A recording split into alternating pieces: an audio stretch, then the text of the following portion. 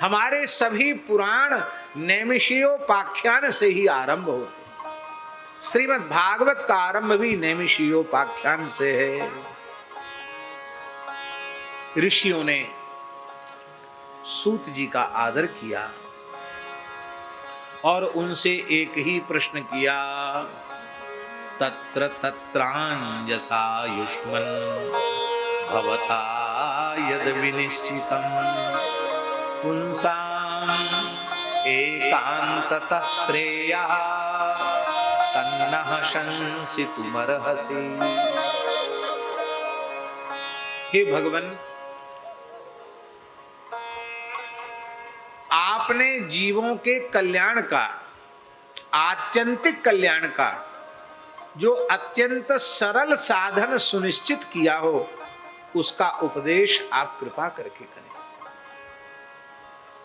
यहां इस श्लोक में सूत जी का संबोधन क्या है? आयुष्मान, ये संबोधन है। इस संबोधन में मंगलाशासन है ऋषियों का, व्यास के लिए, वक्ता के लिए।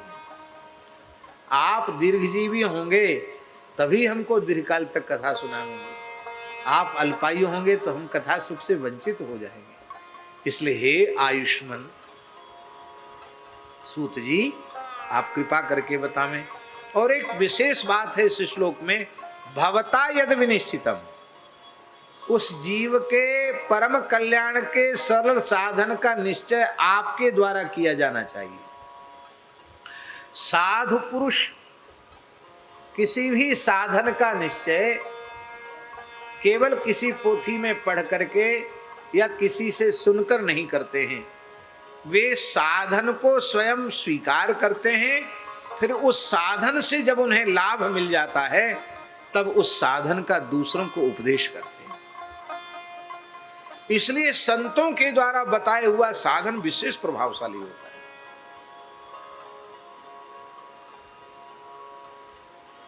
एक पुस्तकी ज्ञान होता है, एक अनुभव वाला ज्ञान होता है, उसमें उनके अनुभव का मिश्रण होता है। आप कृपा करके बताइए क्यों?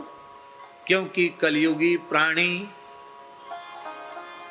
अल्पायु तो हैं ही, चार प्रबल दोषों ने उन्हें घेर रखा है। मंदा सुमंद मतयो मंद भाग्यायुपद्रुता। पहला दोष है अलसाह, आलसी।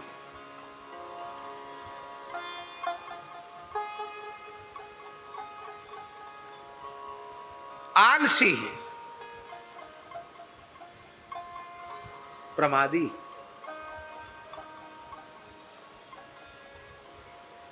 महाभारत में एक ऋषि हैं सनत सुजात, उनका तो मत है कि मृत्यु का अस्तित्व ही नहीं है, मृत्यु है ही नहीं। तो बोले फिर मृत्यु का व्यवहार क्यों होता है? वे महर्षि कहते हैं, तस्मात् प्रमादो वै मृत्यु महम ब्रवीमि। वो कहते मैं कह रहा हूं मृत्यु नहीं है, यदि मृत्यु है तो उस मृत्यु का नाम है प्रमाद। प्रमाद ही मृत्यु है। जीव के अकल्याण का मूल कारण है प्रमाद।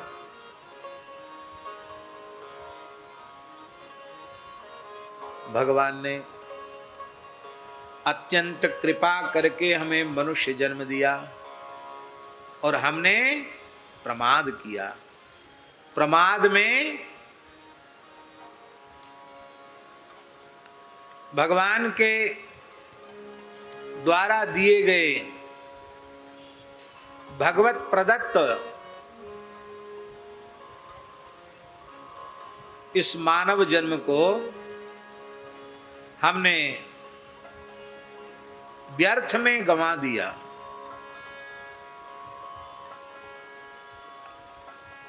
और एक विशेष बात है, वो बात यह है कि प्रमाद जो है ना,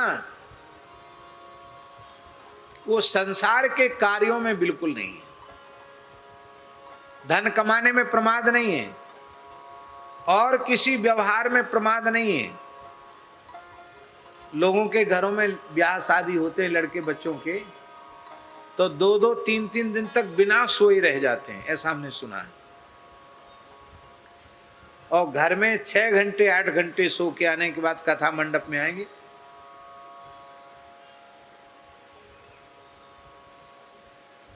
कहो आगे वाले के पर ऊपर लुढ़क जाएं।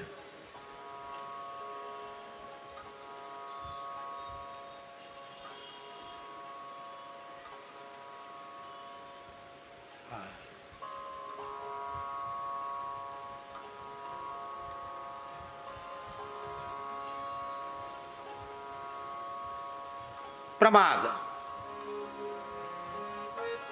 भोजन में प्रमाद नहीं, शयन में प्रमाद नहीं, लोक व्यवहार में प्रमाद नहीं, पर सत्संग में प्रमाद है, भजन में प्रमाद है, संध्योपासन में प्रमाद है, मंत्र जप में प्रमाद है। क्या करें, आज तो सुबह से समय ही नहीं मिला संध्या करने का। अच्छा एक बताओ, संध्या का समय नहीं मिला, जप का समय नहीं मिला, भोजन का समय मिला कि नहीं मिला,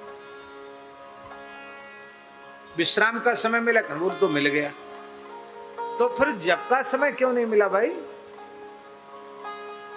नित्य नियम का समय क्यों नहीं मिला? इसलिए नहीं मिला कि उसमें तुम्हारी श्रद्धा नहीं है, उसमें तुम्हारी प्रीति नहीं है, विश्वास नहीं है। ये तब होगा जब भीतर से होगा कि भोजन मिले न मिले, विश्राम मिले न मिले, पर जो साधन गुरुजनों ने दिया है वो हमारा छूटना नहीं चाहिए। छूटना नहीं चाहिए ये तो है ही है, वो साधन घटना नहीं चाहिए, निरंतर बढ़ना चाहिए। दूसरा दोष है सुमंदमति।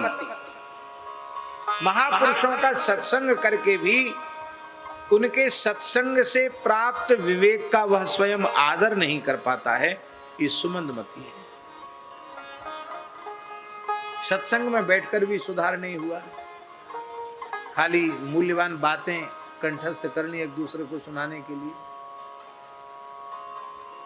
महत्पुरुषों की सन्निधि में रहकर भी जीवन में सुधार ना आवे, ये सुमंदमतित्व है। मंद भाग्या, बिना भगवान के अनुग्रह के भगवत प्राप्त महापुरुषों का मिलना संभव नहीं, साधु पुरुषों का मिलना संभव नहीं है। भगवान की कृपा हुई जो हम लोगों को भगवत प्राप्त महापुरुष मिले, लेकिन इसके बाद भी हम अपने मन को शरीर संसार से हटा नहीं पाए, भगवान के चरणों में लगा नहीं पाए, यही है मंद भाग्य। और चौथा दोष है उपद्रवग्रस्त जीवन। इतना प्रपंची स्वभाव है कि उनको कम नहीं हम करना चाहते और अधिक से अधिक प्रपंचों को बटोर कर रखना चाहते हैं।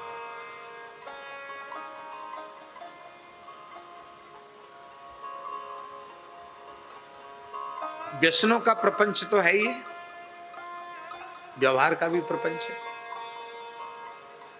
साधनों का भी प्रपंच है। उस प्रपंच के कारण हम अपने आप को संभाल नहीं पाते।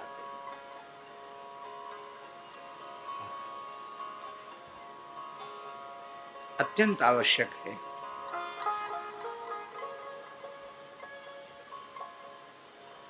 कि हम अपने जीवन में प्रपंच जो समझ, प्रपंच क्या है, प्रपंच की परिभाषा क्या है? जो भी क्रिया, जो भी व्यवहार भगवत प्राप्ति के पथ में बाधक है वो प्रपंच है। हमारे कल्याण में जो भी बाधक बन रहा है वो प्रपंच है, उसको त्याग दो, आगे बढ़ जाओ। महाराज जी, इन 4 दोषों में प्रधान दोष है साधन में प्रमाद। बस साधन में प्रमाद पक्का कर लो कि हम साधन में प्रमाद नहीं करेंगे, ये पक्का कर लो तो सुमंदमति वाला दोष भी नहीं रह जाएगा, मंद भाग्य वाला दोष भी नहीं रह जाएगा, और जीवन भी निष्प्रपंच हो जाएगा। और फिर भगवत कृपा से तुम्हारे कल्याण में कोई संदेह नहीं है।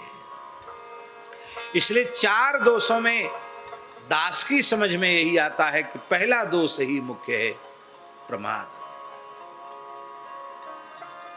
भैया सत्संग में प्रमाद मत करो, और सब चीज में प्रमाद कर दो, पर सत्संग में प्रमाद मत करो। बोलो भक्तवत्सल भगवान की।